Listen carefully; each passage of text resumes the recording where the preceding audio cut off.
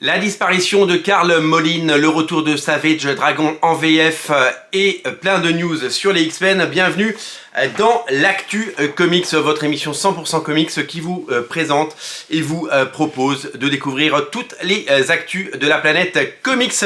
Dans une émission, nous allons rendre un hommage à un artiste qui nous a quitté encore une fois beaucoup trop tôt, Karl Moline, dessinateur qui avait beaucoup travaillé notamment chez Dark Horse et sur les séries de Joss Whedon, notamment sur Frey et Buffy. Nous a quitté, il n'avait que 51 ans après le décès de John Cassaday il y a quelques jours. C'est une nouvelle triste qui nous arrive du monde des comics. Trop d'auteurs de comics partent beaucoup trop tôt et à chaque fois c'est un déchirement. Je suis allé un peu voir le travail de Karl Moline parce que c'est un dessinateur que je ne connaissais pas très bien. Et je me suis rendu compte que j'avais très peu de ses bouquins, mais je me suis surtout rendu compte que c'était un fantastique dessinateur et certainement un super type d'après tous les hommages que j'ai pu lire en ligne. Et évidemment nos pensées vont à sa famille et à tous ceux qu'il aimait, tous ses proches. Un nouveau dessinateur rejoint les étoiles et on pense bien entendu à tout ce qu'il nous laisse. Et si vous avez des travaux à lui chez vous, n'hésitez pas à replonger dedans. Les éditions Black and White, vous le savez, ont relancé Photonic en début d'année avec une campagne financée à hauteur de 161 000 €, c'est taré, avec des nouvelles aventures de Photonic par Paul Renaud. À ce sujet, il y a eu un petit peu de retard et donc ces comics de Paul Renaud n'arriveront pas en 2024 mais début 2025 avec plus de pages voilà, qu'importe l'attente, l'important c'est d'avoir le plus beau bouquin qui soit. On va pas demander à Paul Renaud de se dépêcher de dessiner et de faire des pages qui ne seraient pas abouties. Le but c'est que ce soit magnifique, c'est un artiste exceptionnel et on adore. Les éditions Black and White, vous le savez, c'est eux qui font beaucoup d'artistes éditions sur des BD françaises comme du Spirou par exemple, mais pas que. Et c'est eux qui avaient entrepris de rééditer le Savage Dragon. Il y a 3 tomes qui sont sortis, moi j'en ai 2. Le Savage Dragon, ils avaient décidé de ne pas partir sur de reprendre depuis le départ, mais de publier la période moderne. Faute d'une distribution conséquente et dans un marché sinistré, et avec des bouquins qui coûtaient plus de 20 balles, tout le monde l'a constaté, la publication s'était arrêtée. Deux bonnes nouvelles concernant donc les éditions Black and White, puisque dans un premier temps, ils vont continuer à éditer Photonic et ils vont faire quelque chose d'absolument génial. Il y a quelque temps, ils avaient mis en couleur des épisodes de Sirotota. C'était pas juste des scans retravaillés, c'était des scans des pages noir et blanc et totalement recolorisés. Donc moi j'ai par exemple celui-là, c'est leur collection All in Color Photonic. All in Color Photonic, c'est un magnifique ouvrage qui reprenait les origines du Dr Ziegler, mais c'était juste une histoire parmi toutes les histoires. De l'autre côté, ils avaient réédité tout Photonic dans 2 volumes comme ça, mais en noir et blanc. Et donc, ils ont entrepris quelque chose d'assez fou, et c'est les fans qui vont pouvoir rendre ça possible. C'est-à-dire que maintenant que toutes les pages sont scannées, maintenant que tout est disponible en noir et blanc, ils vont sortir 2 par 2 les albums sous cette version comme ça, en couleur. C'est-à-dire que les campagnes de financement vont servir à payer le coloriste et vont servir évidemment à éditer le livre et faire vivre évidemment la maison d'édition.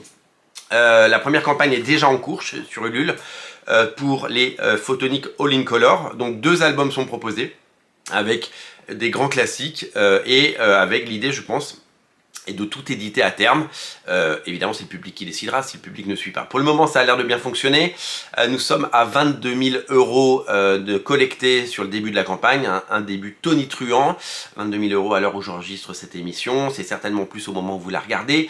Je vous rappelle que la campagne de Paul Renaud est arrivée à 161 000 et que la précédente, donc All in Color, celle que j'ai là, était montée à 40 000. Avec 40 000, ça fait, je peux vous le dire, un budget suffisant pour évidemment faire tout ça. Donc ça, c'est des bonnes nouvelles concernant Photonic, parce que Photonic va être édité en couleur avec des belles couleurs, dans des belles éditions, et directement aux consommateurs grâce au financement participatif et sur Ulule. Le financement participatif devient vraiment la clé de voûte de tout financement de projets indépendants aujourd'hui, les éditeurs ne prenant plus aucun risque, le marché étant totalement sinistré et les librairies étant vides.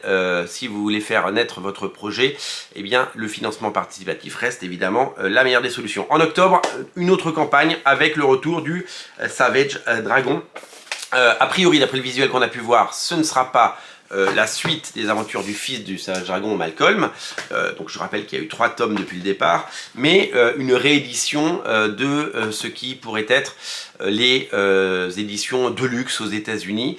Donc on va voir pour la 3e fois, parce que je vous rappelle que Semic l'avait sorti, puis ça s'est très vite arrêté. Je vous rappelle que Delcourt l'a sorti et que ça s'est également arrêté parce que il y avait pas assez de ventes. C'est à dire que quand il y a plus de 10 ans Delcourt a sorti le tome 1 du Savage Dragon, les ventes étaient catastrophiques, donc il n'y a jamais eu de tome 2 malheureusement. C'est hyper triste, mais c'est comme ça.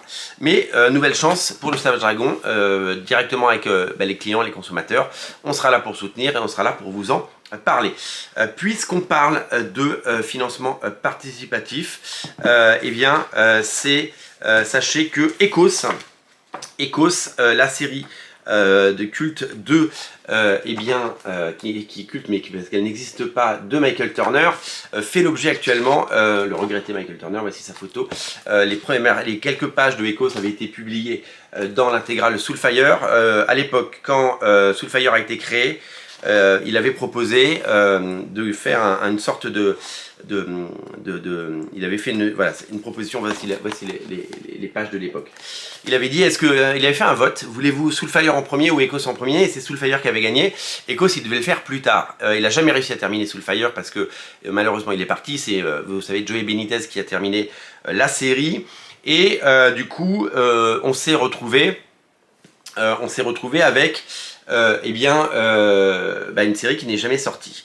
Depuis quelques mois, un des co-créateurs de Marvel Studios chez Marvel, qui s'appelle David Maisel, a racheté, il a quitté Marvel Studios bien sûr, il a racheté des parts d'Aspen, et donc il est propriétaire d'Aspen Comics et d'une partie du catalogue. Donc il a décidé de relancer Ecos, donc on va avoir le premier graphic novel Ecos, qui ne sera pas évidemment dessiné par Michael Turner, mais par Alex Conat, qui avait déjà fait du Phasm et du Soulfire. Donc Ecos, j'avais dit Soulfire ou Ecos, c'est Ecos.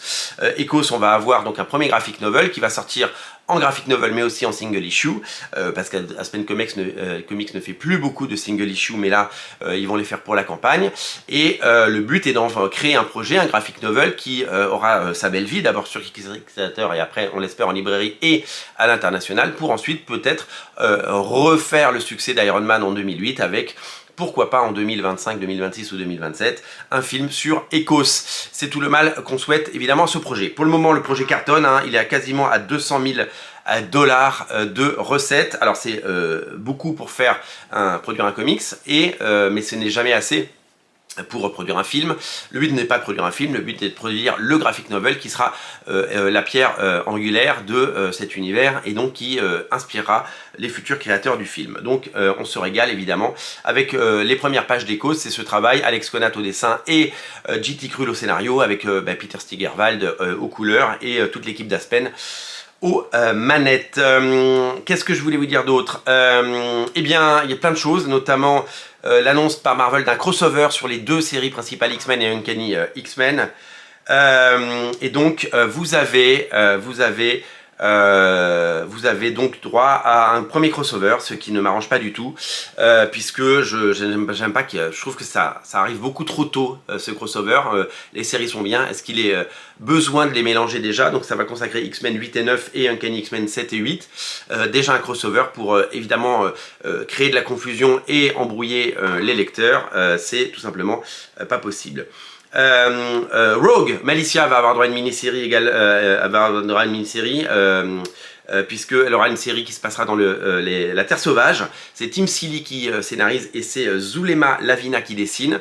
Les premières pages sont magnifiques, et les couvertures notamment Nick Bradshaw sont absolument superbes. Une série Magic va faire son apparition également. Le principal intérêt, c'est la magnifique variante cover de J. Scott Campbell qui est superbe, et Ashley Allen et Jermaine Peralta vont s'occuper de cela.